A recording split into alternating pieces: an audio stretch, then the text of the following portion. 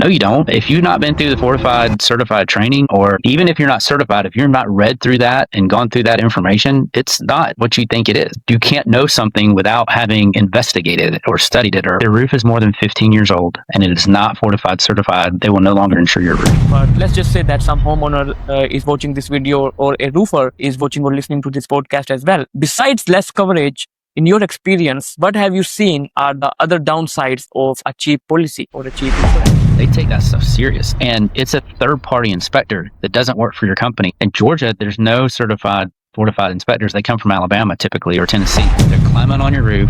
You have no idea who they are. You've never met them before. Maybe somebody told you they did a good job and they're saying, look, you have damage. We should file a claim. I know about all the insurance stuff. I know about all the roofing stuff. And then I'm going to put an awesome roof on your house and you'll have a new roof. Isn't that great? And it's not even going to cost you anything. If you're not learning, I truly believe if you're not learning, you're going backwards. And so if your idea of I know enough, I'm good enough, I'll just figure out a couple things, you might not even see it, but you're declining in what you're going to do. So do you think that having the right mentorship is important in making a good career, and how this can happen, or like how do you feel that this can be implemented on a leadership level?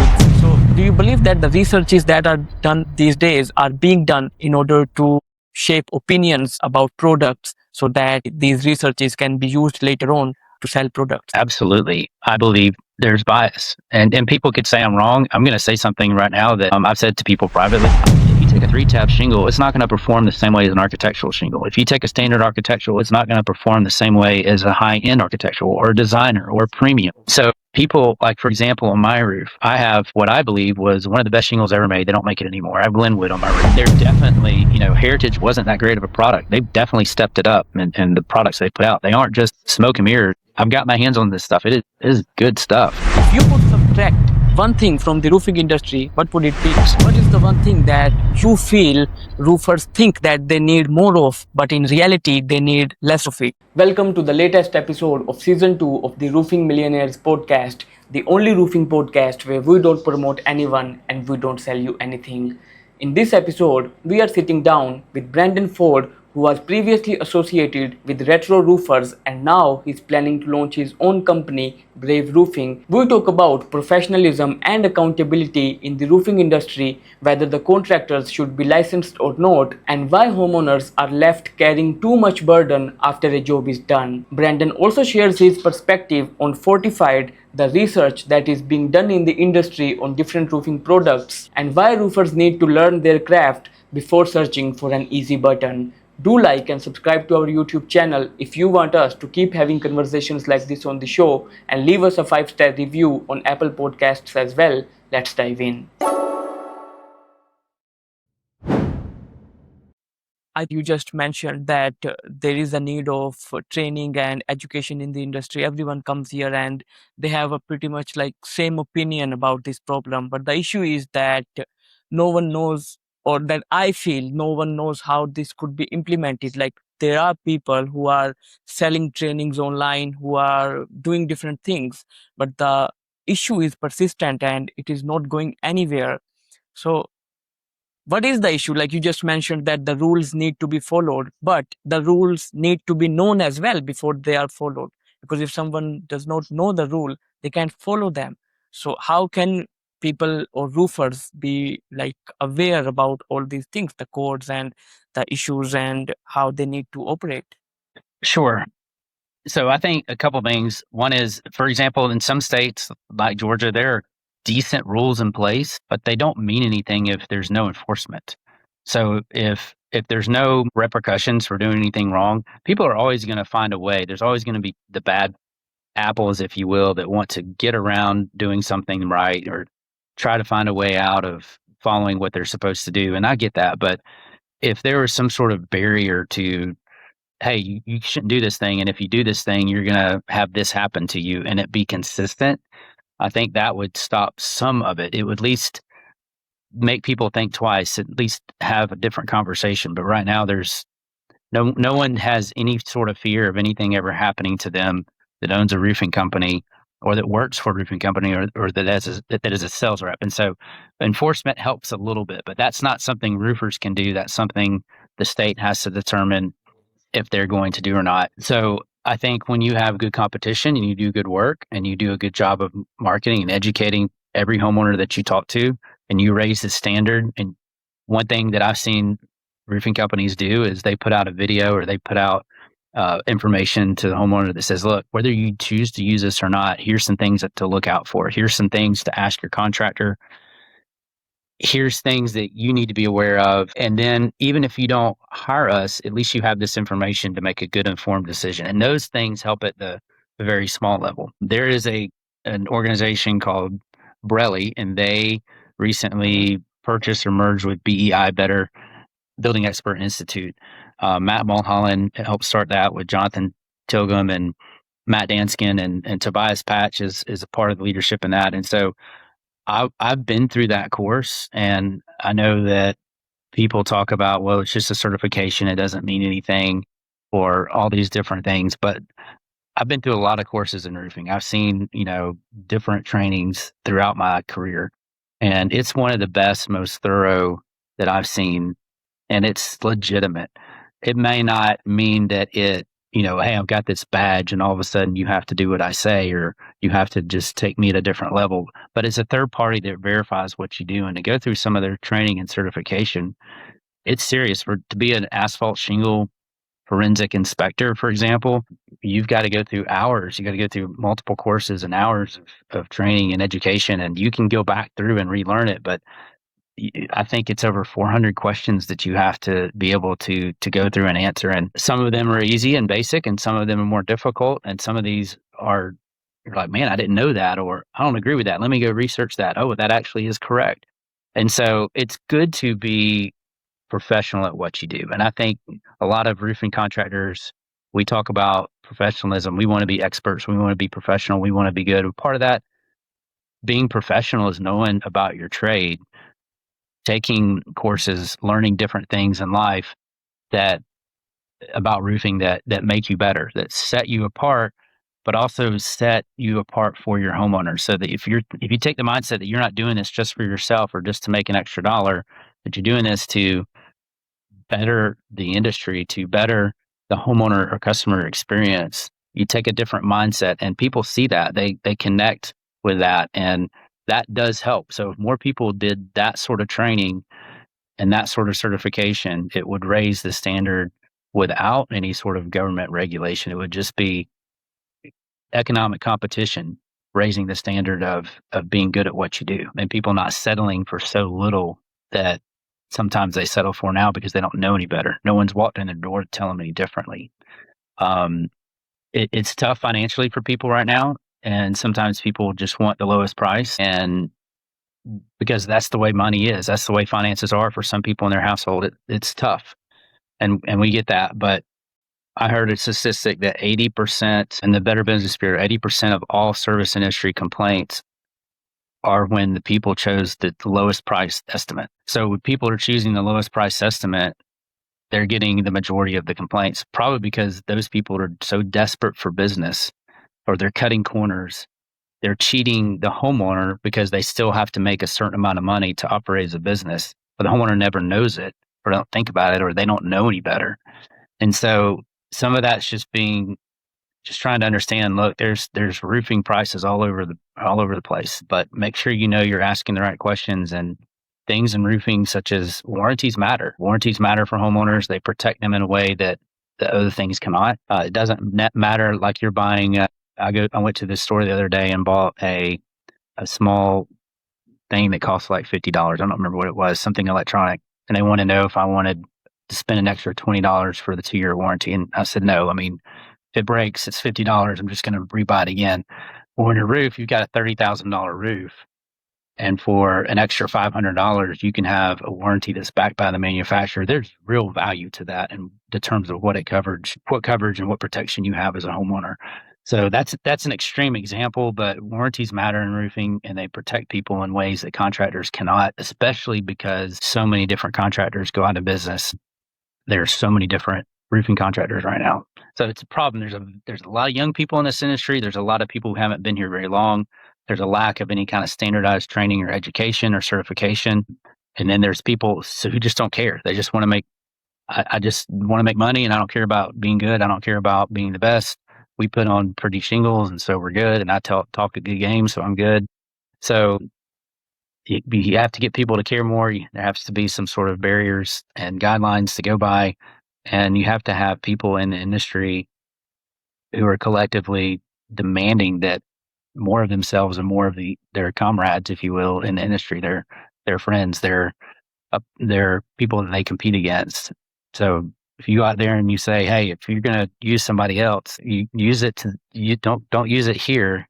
Go to this standard. Ask your roofer to do this. Is your roofer going to do the right thing for you as much as you want them to do your roof?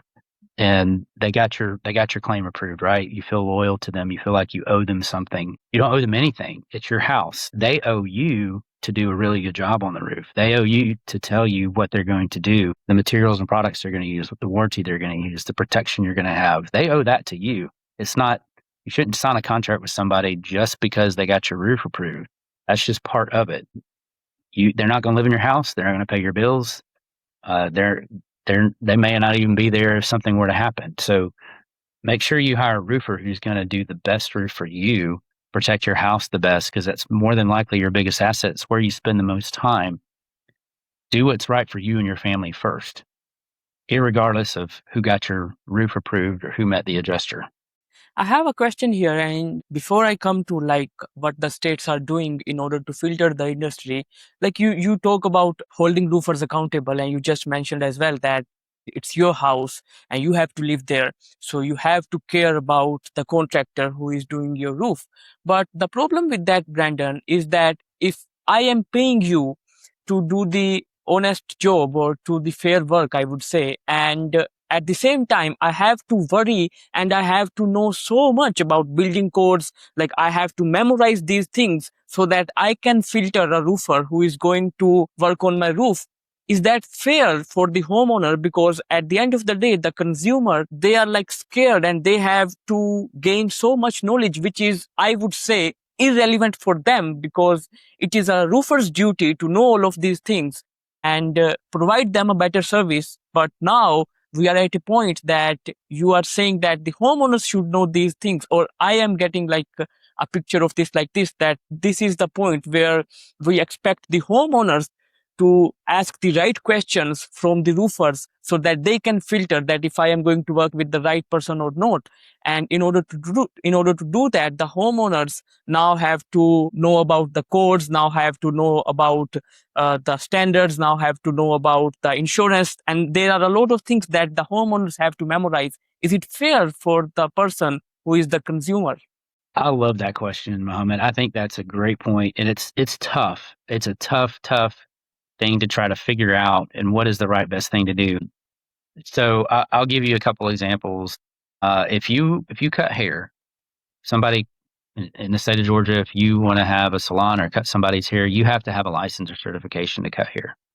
Your haircut may cost $20, may cost $200. I don't know. But in order to cut somebody's hair, you have to have a license, and wherever your chair is, you post that license. If you are doing transmission repair, and like in a transmission repair shop, your transmission goes out, they have to have some sort of license or training, and they have a certificate that says, I've been through courses and I know how to repair transmissions, and I'm certified to do that. If you're an electrician, if you're an HVAC tech, same thing. And all these things are very important, and I do not want to minimize any of them at all. But when you're thinking about the fiscal responsibility or the fiscal price tag of something, you might have an HVAC repair work. Even if they did your whole house, it might be $5,000, $6,000. Let's say it's $10,000. The roofs more than likely are going to be much more expensive to replace that roof. The repairs are often more expensive. Especially all of them are more expensive than getting a haircut. So why do we have an industry that has such a high price tag, and we have no barrier to entry? No one has to have a certificate. No one has to have any sort of thing that they've passed that says they know what they're doing. And I think that's a disservice to all homeowners, because you're right, that shouldn't be on them. When I go get a haircut, I don't go have to research all these things about getting a haircut and try to find the best haircut person. I go get a haircut. If they do a good job, I go back to them. But I didn't have to go read laws and rules and regulations and Same for an electrician, the same for an HVAC person. I don't want to be an electrician. I want my electrician to come in and do the things. I don't want to be in charge of figuring out all the rules and regulations or even a portion of them. I want to know, are they certified? Then I trust that they've got the knowledge to go and do that. And if you trust that person and they have that certificate, that's usually good enough. And the other side of that, you have to have some sort of standard to live up to. And if you don't, you can lose that license or certification. And that follows the individual, not just the company. So why not have certified or licensed inspectors? Why do we have people climbing roofs, some of which are life-threatening? If you fall off, you could die kind of scenario. And we don't check their insurance. We don't know if they're insured. We don't know if they have workers' comp. We don't know if they have general liability. They're climbing on your roof. You have no idea who they are. You've never met them before. Maybe somebody told you they did a good job and they're saying, look, you have damage. We should file a claim. I know about all the insurance stuff. I know about all the roofing stuff. And then I'm going to put an awesome roof on your house and you'll have a new roof. Isn't that great? And it's not even going to cost you anything. I'll handle everything for you.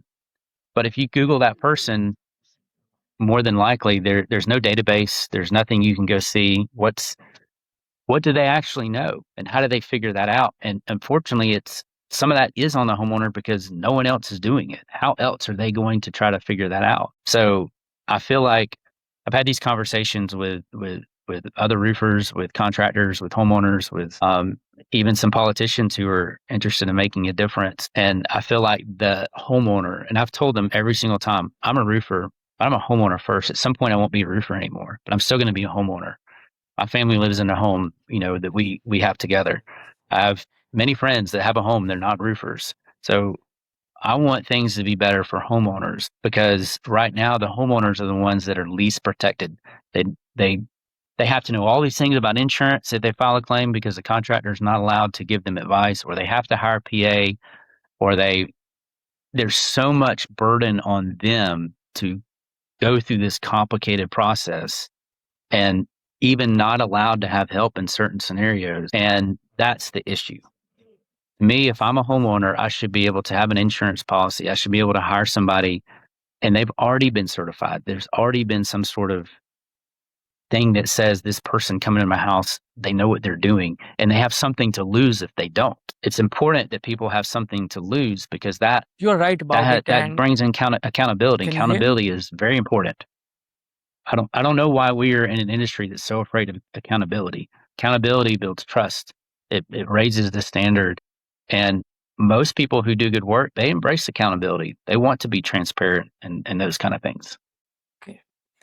You are right about it. And, I think so that there are multiple parties involved here, like homeowners, roofers, adjusters, and everyone. And we are at a point where the state has stepped in and now they are just as you said, that the roofers need to have certifications so that homeowners can know that this is the only filter that we need to use, that, okay, if someone has this certification, they are allowed to do my haircut, just as you said about the hairdressers and the barbers. The problem with that is, Brandon, I think so, you can correct me if I'm wrong here, that now the states or the IBHS, they are trying to introduce these kind of things like fortified into the industry so that there are certifications and then roofers can be held accountable, I would say, by the homeowners. But there is a hatred towards fortified and all these things that are being developed as well. Now, I don't know whether this is right or not, because I had a conversation with Fred Malik, who is from Fortified, and I am going to have another conversation with him next week as well. And when him and we spoke, I thought that it is totally justified to have this certification. But I think so, you saw my post on Facebook last week as well, and you made a comment under that too, that a lot of people, they are not liking that this thing exists. But what you are saying is that after COVID, 75% of the roofers or the people who came into the industry, they don't have the right information to do the right work. And now the state has stepped in, and now they are trying to filter all these people which have entered the industry, and now they are having a problem with the state taking the right actions. Do you think that things like Fortified should exist? And if they should, then what do you have to say about the people who are against it? Yeah. I mean, look, there's always going to be people against whatever you do, and that's okay. But you have this weird, because so many people are new, a lot of the older people that have been doing this for a long time, they're resistant to it because they're like, look, I have high standards. I've been doing this a long time. I know what I'm doing. I don't want to do extra because the people I work with trust me. And I get that. But that's not the majority of what's happening right now. And the new people that are coming in, a lot of them have the mindset of there's this arrogance, if you will, about it. Like, I know what I'm doing. I don't need that stuff. Or I don't want to be held accountable to that stuff because that makes me work harder. That takes more time. That might take money out of my pocket. I'm used to just having to do this minimum thing and making X number of dollars. And I don't want to have to do that. And so I think that there's those kind of things, but also there's this lack of awareness. People think in their mind, they have a preconceived notion of what that is. And they're like, oh, I do this all the time, or I'm in Florida and I do this. No, you don't. If you've not been through the fortified certified training, or even if you're not certified, if you're not read through that and gone through that information, it's not what you think it is. You can't know something without having investigated it or studied it or looked at it. So it's preconceived notions, it's preconceived ideas. I will give you an example for me personally. So when Fortified's been around for a while, it's just becoming more and more a hot topic right now, but it's been out there for a while. I would say probably 10 years ago, it was when I first heard about it. And I looked at it a little bit because one of the carriers had a roof replacement policy that was loosely based on what a fortified roof is. You didn't have to do all the things, but they just kind of said, oh, if you put these products on, or if you did these few things, it was seam tape the deck, put class 4 impact resistant shingles on the roof, re-nail the deck, but they didn't require a certain pattern. They didn't have any nail requirements for the underlayment and the shingles or anything like that. It was just use these products, seam tape the deck and re-nail it, and you're good, and take pictures. And so it did help a little bit, people that did that, and it kind of helped them be aware of what is out there. But if you go through it, it is strict. A good friend of mine put on a roof. It was his first or second fortified roof, and inspector came out and he's like, man, this is all good except this one section. They had to re-roof a whole section of the house because they weren't going to fortify certified. They take that stuff serious. And it's a third-party inspector that doesn't work for your company. In Georgia, there's no certified fortified inspectors. They come from Alabama typically, or Tennessee. So you're bringing somebody in whose their only job is to be honest and truthful and provide a fair and reasonable inspection for the homeowner. And they have to put their name on something that says it's good or not to fortify, because they can lose their certification if they don't do a good job of that.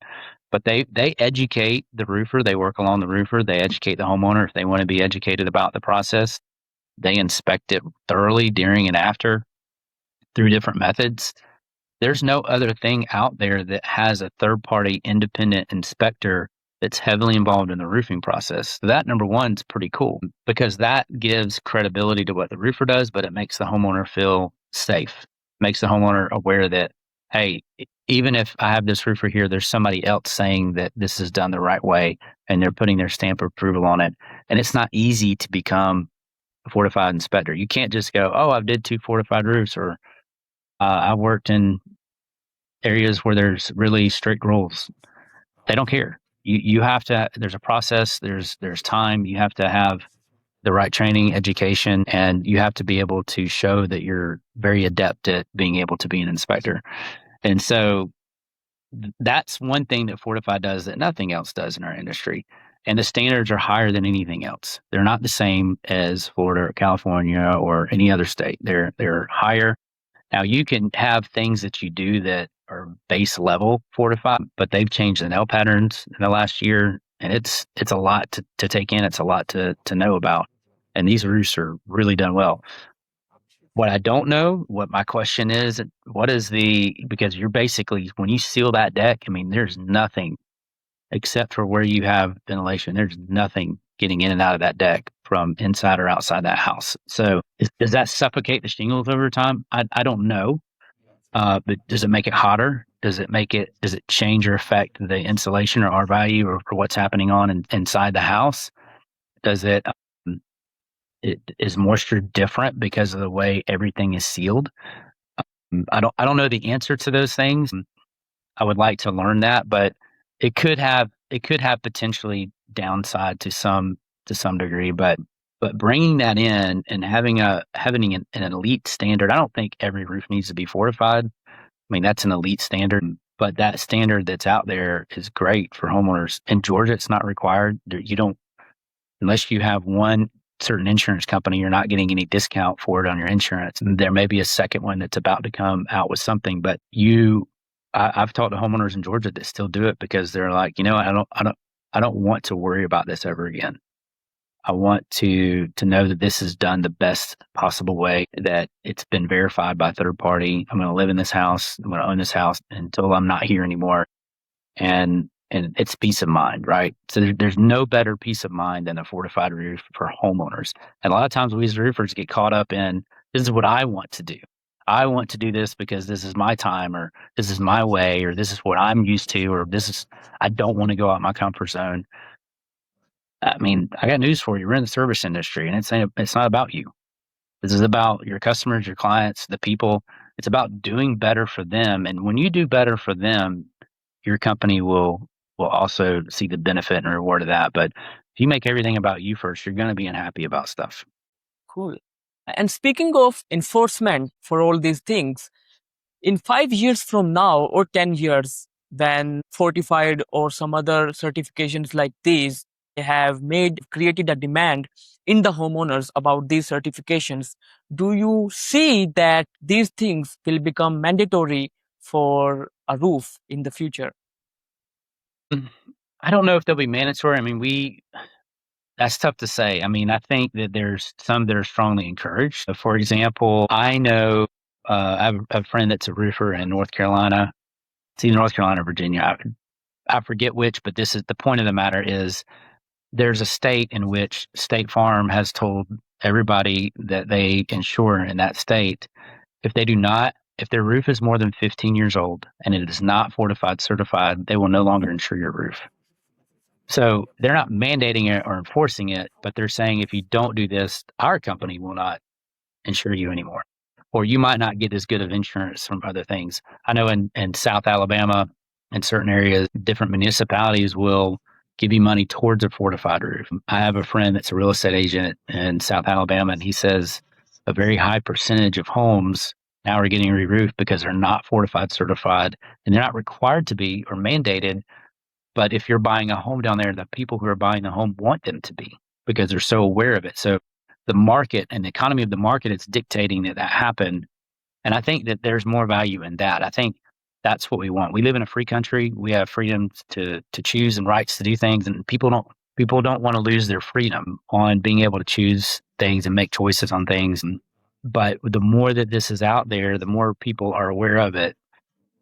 And the more people see it being successful, the market economy of that is going to demand a higher level and of that kind of stuff and more of that kind of stuff. And whether it's regulated or not. And carriers are going to give you discounts or reward you, or basically not reward you for not having it. They're going to make those, financial decisions for their company that's best for them. So I think the state and the politicians kind of stay out of that. I think it's a good thing. I think it's more about how it benefits you and how it benefits your insurance going forward. But we're seeing a lot of insurance changes, especially in older roofs, and you have the ability to get something done that lasts longer, that protects you better.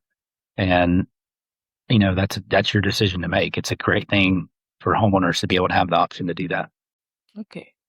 And you're right. And I think so that this is going to happen, that carriers will offer some additional benefits for the policyholders to go with these things. And that I was watching one of your videos where you were saying that you were talking about the downsides of having cheap policy or cheap insurance.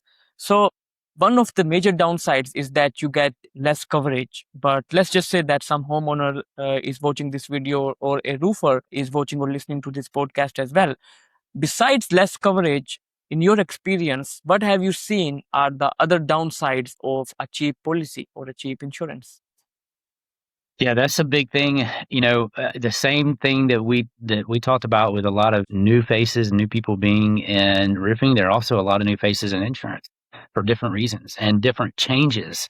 And a lot of agents, even people that have been around for a while, can't even keep up with all that, even being well-meaning. So a lot of agencies now are representing multiple different carriers. That is probably more common than the traditional, I'm an agent for this company or that company or that company only. And so they have to keep up with more information. They have to keep up with more changes, and it's tough to do all that. But I always encourage people. I had this conversation with almost everybody that we have that we do a roof replacement with, even if it's not insurance, which the majority, I do a lot of roofs that are not related to insurance at all. But I always tell them, look, when you get a new roof, call your agent, let them know, ask them if there's any changes in your policy that you can get, because you may often get a discount for the new roof. But I see a lot of people who get the cheapest insurance, and they are not protected. They are not covered for a lot of different things that can happen. They have a high deductible. They have they don't have any law and ordinance coverage or code protection.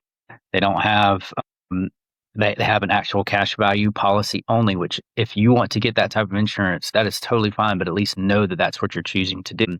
Or they have these new policies now that's direct physical, I'm not going to use the terms correctly, but direct physical damage to, only, or non damage that does not cause harm to your house or your roof, and it's just functional or it's just cosmetic. Those things might not be covered. So, for example, you might have a policy where you have a hailstorm, and the hail damages your gutters, your downspout, all of the soft metals on your roof, your vents, any power fans that you have, your skylight flashing, and the insurance company adjuster comes out and it says, you know what, your roof is damaged by hail. You need a full new roof replacement. So we're going to replace your roof, but we're not going to cover your gutters, your downspouts, your skylight, your metals. All that stuff is under a non-covered or exempt part of your policy you're claiming. That's a lot of money. That can be in the thousands of dollars. And so homeowners might not be aware of that. They might be in for not a fun surprise, because they technically have coverage and they're covered for the roof, but they're not covered for all the other stuff that is affected. You mentioned that there was a friend of yours who pushed you into this and you were about to give up, and he kind of acted like your mentor. So, and I also saw another video of yours where you were saying that your daughter, like she wanted an animal in your house. You gave the example of the plant there, growing a plant. What I concluded from that, Brandon, is that some people nowadays, they don't want to grow a plant. They want a plant with the flowers up front. Like they don't want to put the effort in there so that they can see that those leaves popping out. They can see that how this plant is growing, and then they can see in some months or weeks that how the flower blooms, or how it gives fruit.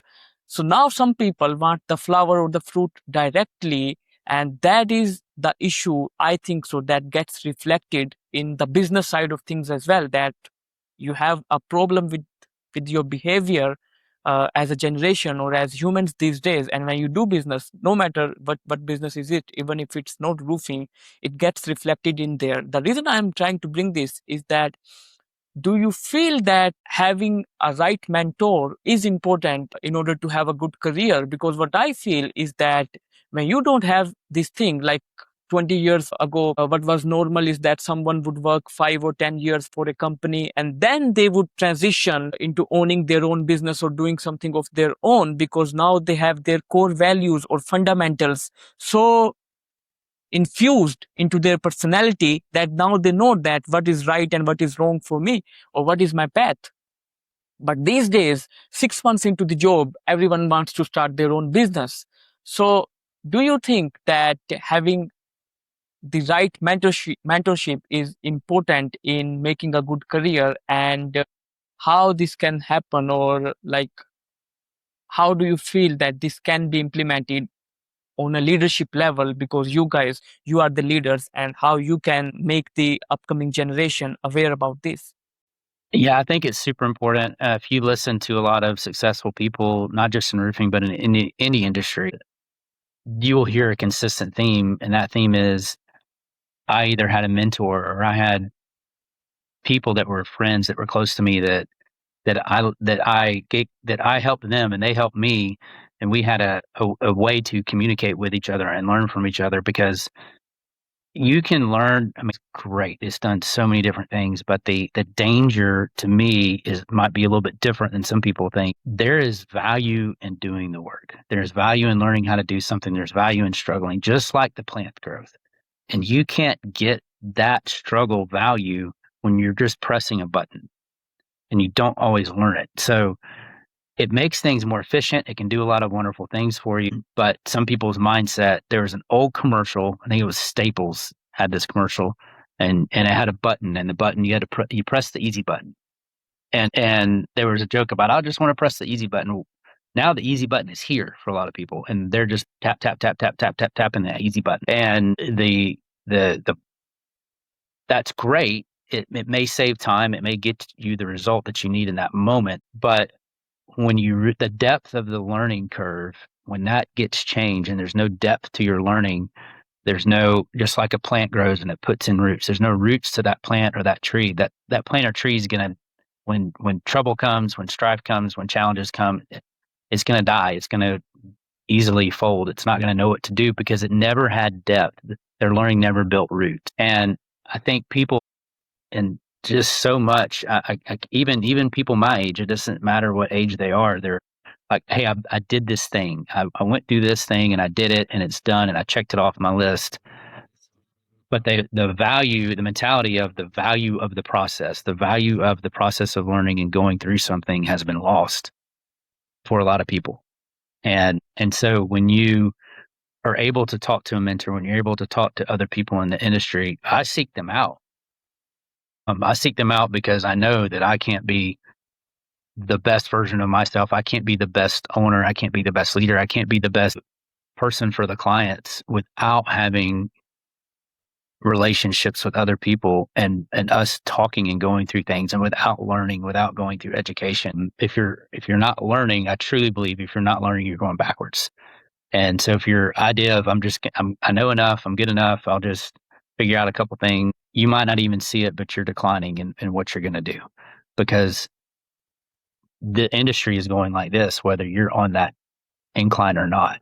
There's so many different things that are changing. There's so much knowledge.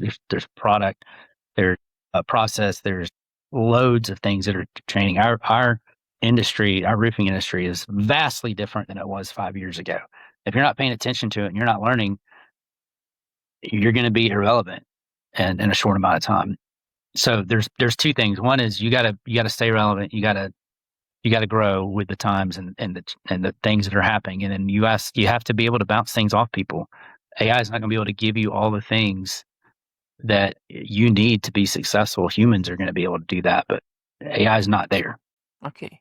Now, before we move towards the last segment of the interview, one thing that I want to bring up is that do you believe that there are researches being done these days in order to promote a specific product that these big companies want to promote in the business or in the industry, and then influencers are being used to show the good sides of that product, or the research about that product, by just observing that one factor that is most relatable to that specific product that is being about to launch, and then everyone starts using this product or this thing, and at the end of the day they realize that it was never meant for the industry, or it was of no use, but it was just having the hype, and we were trying it because we felt that we would miss out if we don't.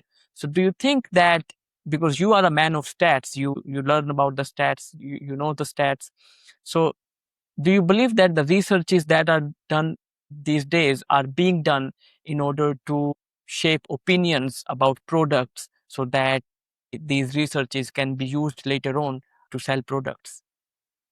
Absolutely.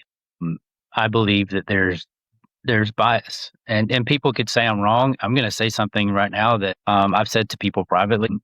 I don't like the way IBHS does their testing. Now they have some wonderful testing. If you go and read some of their reports that they put out and that is public, they're public, and you go look at some of the research they've done and you look at their facility, they have an amazing potential to do a lot of wonderful things. They are quote unquote nonprofit or independent, funded by carriers. But I'll never forget this. I was in Puerto Rico more than 2 years ago, and the head of IBHS was there, and they talked about all these studies that they were doing. And I believe the statistic that they told everybody in this audience was that if your roof is more than 10 years old, it's 40% more likely to be damaged by a storm. If it's 15 years old, it's something like 75% more likely. If you look at what happened to people's policies and coverages when that announcement went public, it totally changed the way that most carriers operate now. And they based it on that. They based it on that research.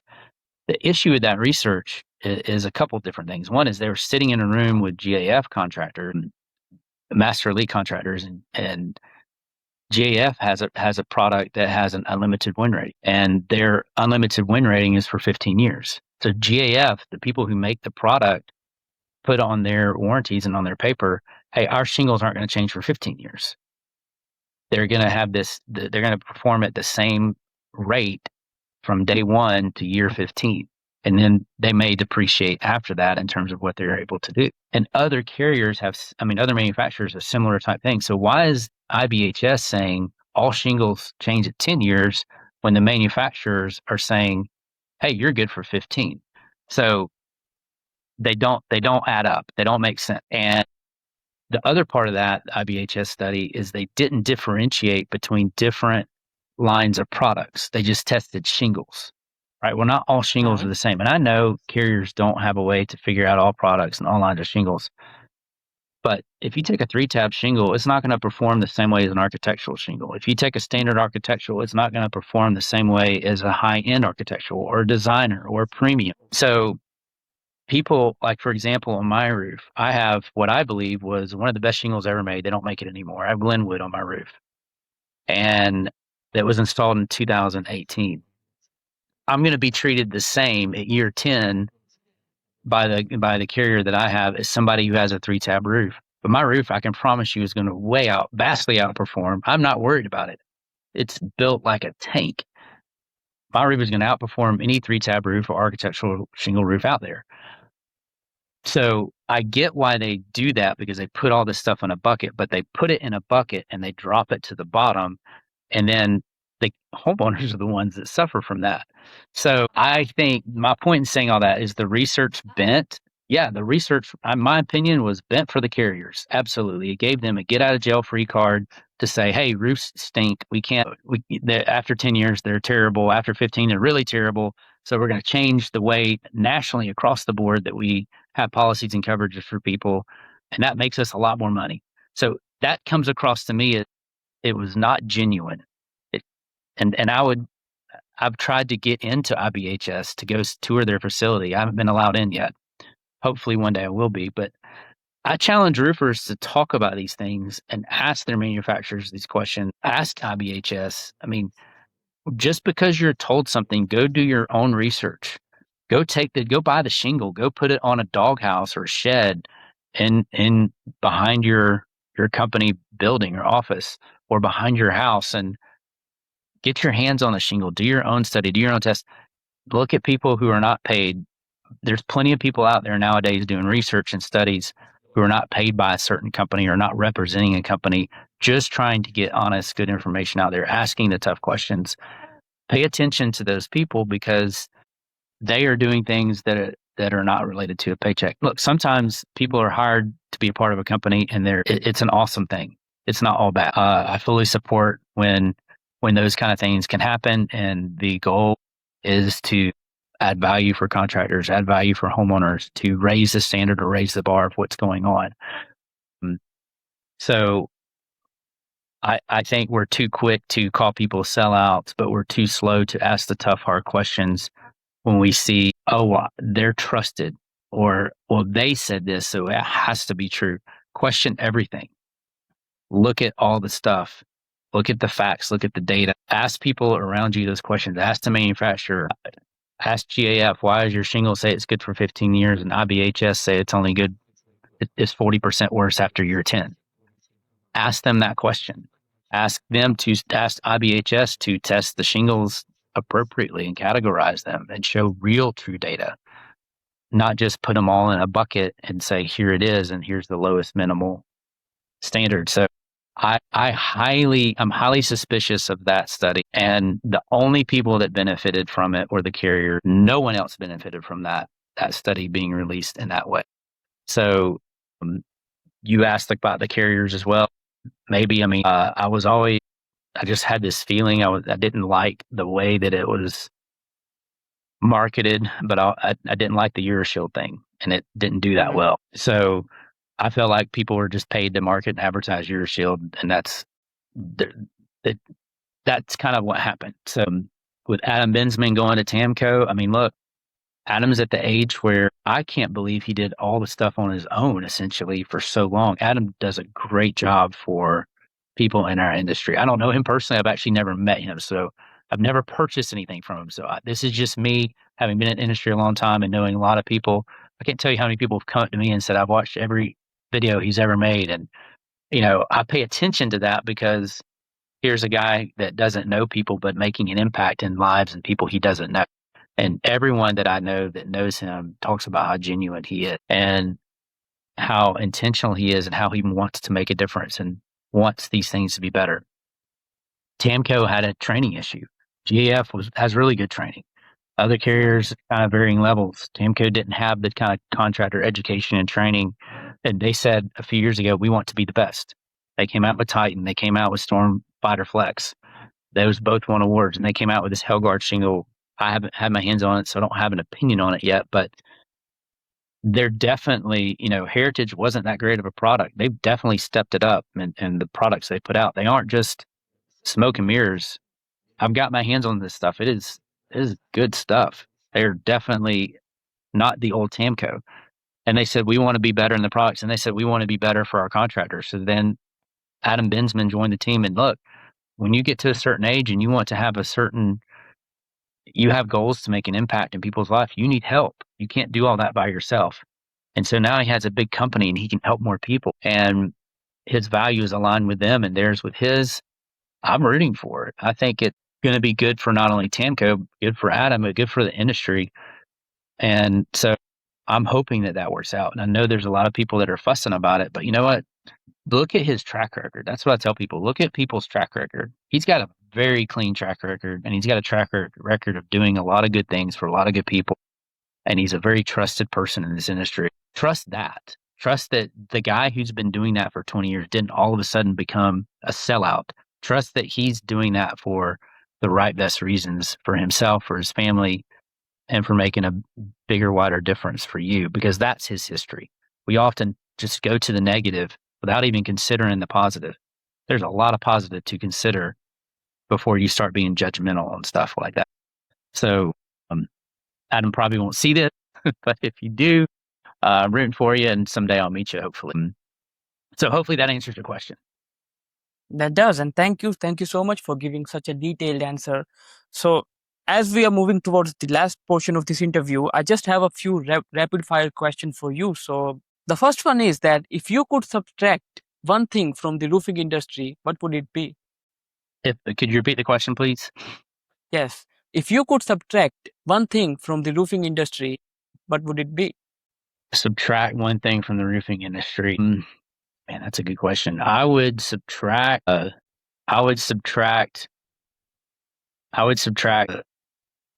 rolled roofing products, traditional rolled roofing products. It's the most useless material ever. I've never used it, never want to use it. Shouldn't even exist. In the state of Georgia, it's still listed in the code as an option for valley flashing, which is horrible, terrible idea. Manufacturers don't want you to do that, but that product should go away and no one should ever make it again, in my opinion. Okay. And if you could use one single manufacturer for the next 5 years, which manufacturer would you use? Oh, that's tough. I'll tell you what, I switched over to TAMCO from GAF. I don't have anything bad to say about GAF, but I really like the direction TAMCO is going, and I like what their leadership is doing. And I trust the people there, and I trust the direction they're going. So I would say TAMCO, and that's may surprise some people, but I think that they're very legitimate right now. And the last one is that what is the one thing that you feel roofers think that they need more of, but in reality, they need less of it? Money, 100%. They don't need as much as they think they do. They need to be better at their craft before they need more money. Absolutely. Thank you so much for your time, Brandon. And it was such a pleasure interviewing you, and you are such a nice person. This one last thing that I ask every guest is that any advice that you have for the roofing industry? Mhm. So for the roofing industry, I think, look, I think even if they didn't say it, people want to be seen as professional. So my advice to anybody in roofing is seek out being professional and what professional means to you, wherever you work, whoever you work for. Wake up in the morning and seek to be professional in your craft and your knowledge and how you interact with customers. The reason that people make fun of roofers is the lack of professionalism. If you break it down, there's just a lack of professionalism. So be professional. Doesn't matter how you look, where you came from, what you do, what your personality is. None of that matters. Being professional is separate from all of that. Be professional at what you do. Thank you for your time, Brandon. And I really wish you the best for the rest of the year and the upcoming years of your life. Have a great day, and Thank you. just stay blessed. Thank you. You as well. Thank you for all you do and the light that you bring to this industry. Thank you. Have a great day. Bye-bye.